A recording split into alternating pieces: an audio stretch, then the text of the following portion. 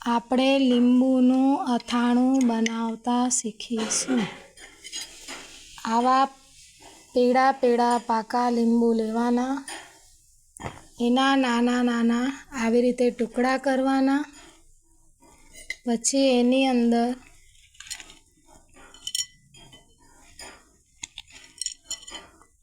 મીઠું,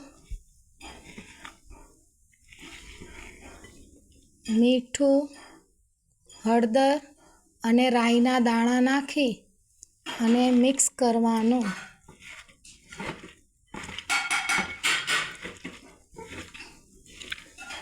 આવી રીતે મિક્સ કર્યા પછી એને બરણીમાં ભરી લેવાના અને પછી 10-12 દિવસ રહીને આ અથાણું ખાવા જેવું થઈ જશે, લીંબુનું અથાણું।